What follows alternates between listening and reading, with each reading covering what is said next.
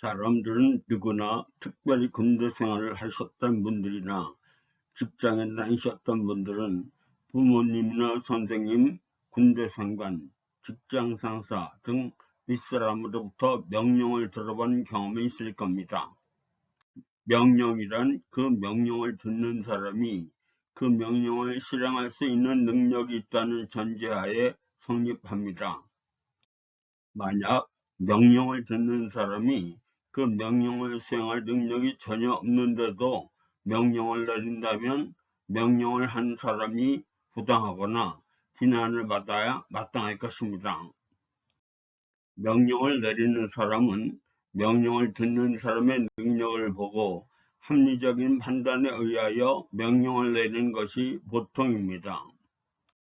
그런데 이 세상의 모든 사람들 그 누구보다도 더 합리적이고 이성적이며 우리들의 한계를 너무도 잘 아시는 하나님이 우리들이 실행할 수 없는 불가능한 명령을 우리에게 하시는 경우가 많습니다. 아니, 하나님의 명령은 하나님의 기준에서는 도저히 인간들이 수행할 수 있는 능력이 전혀 없는 것들입니다. 인간은 물론 살아있는 모든 생명체를 만드신 후에 그 명령의 이행 능력이 전혀 없는데도 인간들은 물론 모든 생명체에 하신 것이 바로 명령입니다. 생육하고 번성하라. 이것은 우리 인간이나 생명체들이 의지적으로 마음대로 할 수 있는 것이 아닙니다. 그러니 당연히 실행 능력이 없죠. 그런데도 하나님은 명령을 하셨습니다. 예수님이 죽은 회당장의 딸을 살릴 때도 이미 죽은 아이에게 일어나라 라고 명령을 하십니다. 이미 죽은 사람은 그 명령을 수행할 능력이 전혀 없는데도 예수님은 명령을 하십니다. 죽은 나사로를 살릴 때도 예수님은 이미 죽어있는 나사로에게 나사로야 나오너라 라고 명령을 하십니다. 데살로니가 전서 4장 16절에서 예수님이 다시 오시는 모습이 나옵니다. 주께서 호령과 천사장의 소리와 함께 오신다고 하셨는데 이때 호령이 바로 죽은 자들에게 일어나라 라고 하신 명령입니다. 전혀 움직일 수 없어 침상에 누워 친구들에게 들려온 중풍병자에게도 예수님은 일어나 내 침상을 갖고 가라 라고 명령을 하십니다. 38년 동안 물이 동하기를 기다리고 있는 걷지도 못하는 병자에게도 예수님은 일어나 걸어라 라고 명령을 하십니다. 우리가 할 수 있을 것 같은 수많은 예수님의 명령은 하나님의 기준에는 우리가 할 수 없는 것 천지입니다. 사랑하라, 용서하라, 원수를 사랑하라, 염려하지 말라, 기뻐하라 등등 인간적인 기준 하에서는 할 수 있을 것처럼 보이는 이러한 것들도 하나님의 기준에서는 우리 인간들이 실행할 수 있는 것들이 하나도 없습니다. 그런데도 하나님은 왜 우리에게 우리가 할 수 없는 것들을 명령하셨을까요? 하나님이 우리가 할 수 있는지 없는지 모르실 리는 없을 텐데요. 하나님의 명령은 일반적 의미의 명령이 아닙니다. 하나님이 말씀하신 것이 이루어졌다 또는 이루어질 것이다 라는 선언입니다. 하나님이 그렇게 하시겠다는 하나님의 의지이고 뜻입니다. 즉 하나님의 마음의 표현입니다. 그리고 하나님의 약속은 반드시 이루어진다는 선언입니다. 하나님이 언약하신 것은 반드시 이루어내고야 말겠다는 하나님의 선언입니다. 결혼을 앞둔 자녀에게 부모님이 말씀하십니다. 아들, 딸 낳고 건강하고 행복하게 잘 살아라 라고 하십니다. 그것이 명령인가요? 아니면 부모님들의 바람인가요?